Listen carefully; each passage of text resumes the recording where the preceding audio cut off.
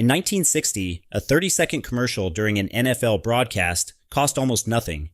The league was struggling. Teams were losing money. Owners were fighting each other over territory, over television, over survival. And most Americans had never even heard the words Super Bowl because the Super Bowl didn't exist yet. Fast forward to today. A single 30-second commercial during the Super Bowl now costs $8 million. Every NFL franchise, every single one of the 32 teams, is worth at least $5 billion. The league generates over $23 billion in revenue per year. And the Dallas Cowboys, a team that hasn't won a championship since 1996, is valued at $13 billion, making it the most valuable sports franchise on the entire planet. The Cowboys alone generated $1.2 billion in revenue in a single season. Their operating income last year, $629 million, exceeded the total revenues of 16 other NFL teams combined. So what happened? How did a league that was practically going broke in the 1950s become the most powerful money machine in the history of professional sports? And more importantly, who controls it, who benefits from it, and what does the system actually look like behind the wall that the NFL never lets you see? The answer starts with a single phone call to Washington, and it changed everything. It's 1961. Pete Rozelle, a 34-year-old commissioner who had been on the job for barely a year, walks into Congress, and he asks for something almost no private business in America had ever been given: the legal right for competing companies to negotiate television contracts together as one unit without violating antitrust law. In any other industry, that would be called a cartel. But Congress said yes. They passed the Sports Broadcasting Act of 1961. And with that one piece of legislation, the NFL didn't just survive. It got the blueprint to eventually dominate all of American entertainment. Because here's what that law actually meant in practice. It meant that the New York Giants and the Green Bay Packers, two teams that compete against each other on the field, could now sit down together and sell their TV rights as a single product. Not team by team, not market by market, as one package. Which meant they could demand dramatically more money from the networks and split it evenly. Every team, big market, small market, championship contender or perennial loser, equal shares for everyone. That idea, simple as it sounds, became the foundation of the NFL's entire financial empire. The first national TV deal under that new law brought in $4.6 million a year total. Split 32 ways, it barely covered operating costs. But Rozelle didn't care about the number. He cared about the model. Because he understood something that nobody else in professional sports understood at the time.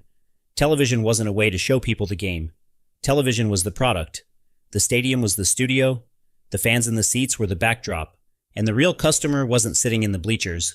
The real customer was sitting at home.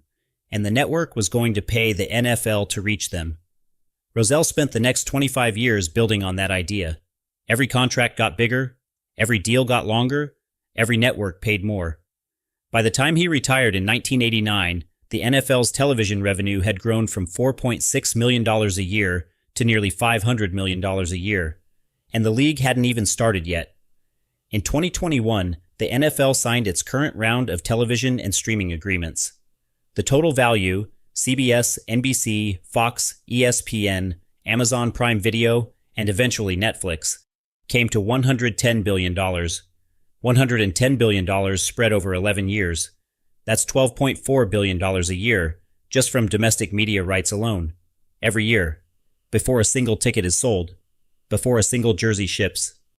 Before a single corporation pays to put its name on a stadium. And every team gets an equal share. $432 million per franchise per year from the league's national distribution, just from media. The Jacksonville Jaguars get the same check as the Dallas Cowboys. A team in a city of 1 million people gets the same payment as a team in the largest media market in the country. That's not charity, that's architecture. It's Rozelle's model running 60 years later, producing the same result it always produced. Competitive balance that keeps every fan in every city believing their team has a real chance, which keeps every market engaged, which keeps ratings high, which keeps networks paying more, which makes the next deal even bigger. In 2024, the NFL comprised 72 of the top 100 most viewed broadcasts in the entire United States. 72 out of 100. That's not a sports league competing for attention. That's a content monopoly operating inside the open market. But television is only the beginning. The second engine in the NFL's money machine is sponsorships, and this one is less visible, but just as powerful. In 2024, NFL teams collectively generated $2.49 billion in sponsorship revenue. That number includes both league-level deals and individual team deals, the corporate partnerships, jersey patches, field branding, naming rights, and the exclusive category agreements that give brands the right to call themselves the official something of the NFL, the official beer, the official truck, the official insurance provider, the official wireless carrier. Each of those agreements runs for years. Each one costs tens of millions of dollars per season, and when you add them all together, sponsorship money is the NFL's second largest revenue stream after television. The Dallas Cowboys alone generated approximately $300 million in sponsorship revenue in a single season, more than any other franchise in professional sports. Their stadium, AT&T Stadium in Arlington, Texas, operates as a year-round entertainment venue, not just a football stadium. Concerts, award shows, college football. The Cowboys have monetized every hour of that building's existence. That's what separates the top franchises. They don't just sell football, they sell access to a platform. The third engine is licensing and merchandise, and this one runs on pure brand power. The NFL controls the intellectual property rights to every team name, every logo, every helmet design, every jersey number. Any company that wants to put an NFL team's mark on a product, a hat, a blanket, a video game, a birthday cake, pays the league a licensing fee. The NFL handles this through NFL Properties, LLC, which manages hundreds of licensing agreements simultaneously. Nike holds the exclusive uniform manufacturing rights through 2027. Fanatics controls the official merchandise business. The Madden NFL video game series from EA Sports has generated over $7 billion in lifetime revenue, a portion of which flows back to the league as a licensing royalty. When you add up licensing and merchandise league-wide, the annual contribution is well over $2 billion. And unlike ticket sales, merchandise revenue has no geographic limit. A kid in Tokyo can buy an official Kansas City Chiefs jersey online. The market is as large as the NFL's global reach, and that reach is growing every year as the league expands its international game schedule in London, Munich, and Sao Paulo. The fourth engine is ticketing and stadium revenue, and this one is where the system gets particularly interesting because it breaks from the equal sharing model entirely. While national revenue is split evenly among all 32 teams, local revenue stays with the team that earns it. Ticket sales, club seats, premium suites, naming rights deals, concessions, parking, in-stadium advertising, all of it belongs to the local franchise and is not shared with the rest of the league. This is the incentive built into the system for owners to invest in their markets, build new stadiums, and grow their local brand. Luxury suites at premium NFL stadiums can cost anywhere from $224,000 to nearly $1 million per season. These aren't tickets. They're multi-year corporate contracts. Businesses buying guaranteed access to entertainment and networking in the same purchase. A stadium with 200 premium suites, each sold at $300,000 a year, generates $60 million annually before a single general admission ticket is sold. And that's before parking, concessions, and the club-level premium seating sections that increasingly fill the space between regular seats and suites. New stadiums change the local revenue equation dramatically. When a franchise moves into a new facility, its local revenue can double or triple almost overnight. It's why ownership groups spend so much time and political capital pursuing stadium deals, and why they often extract public subsidies to fund construction. The stadium isn't just where the game is played. It's the revenue multiplier that determines how far above the national floor a given franchise can climb. The fifth engine, the one most people never think about, is the salary cap itself. The NFL collective bargaining agreement between the league and the players' union establishes that players collectively receive approximately 48% of defined gross revenues. The salary cap is the mechanical tool that enforces that limit. In 2025, the cap stands at $279.2 million per team.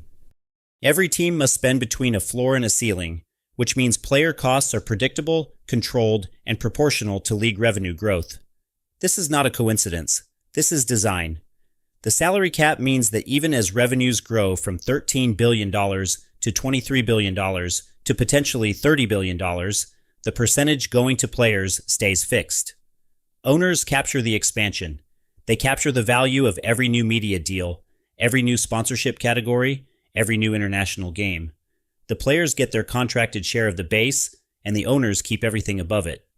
Over time, that gap compounds into the kind of wealth multiplication that turns a $140 million investment into a $13 billion asset.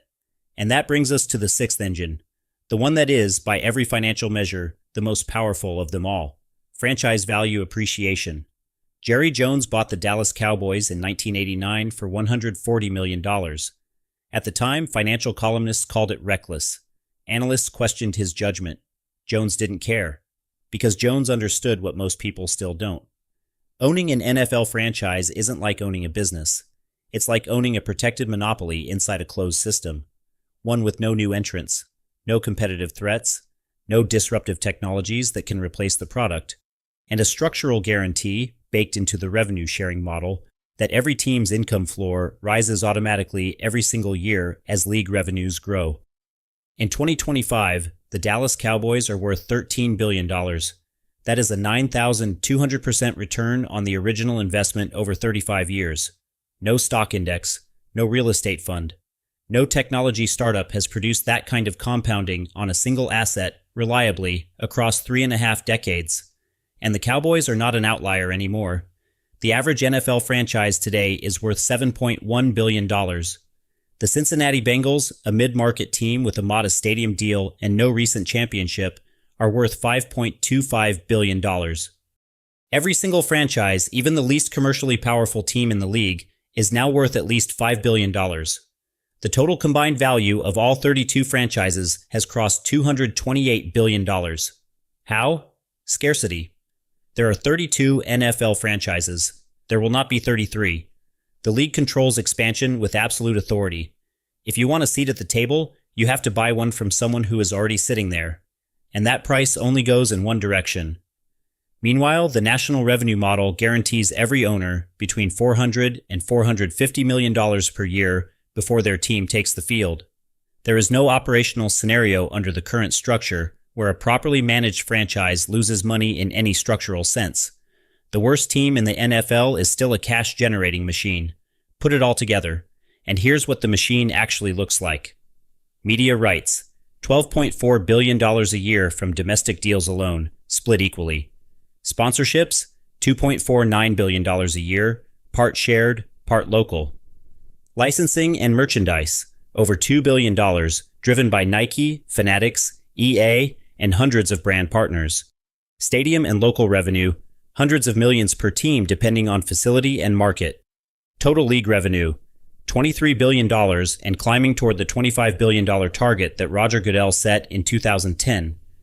National revenue distributed per team in 2024, $432.6 million. Average franchise value, $7.1 billion.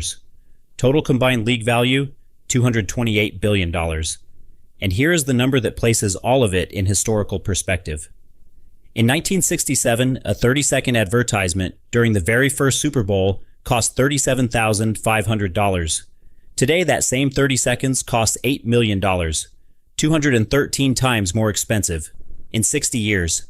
That is not inflation. That is not ordinary market growth.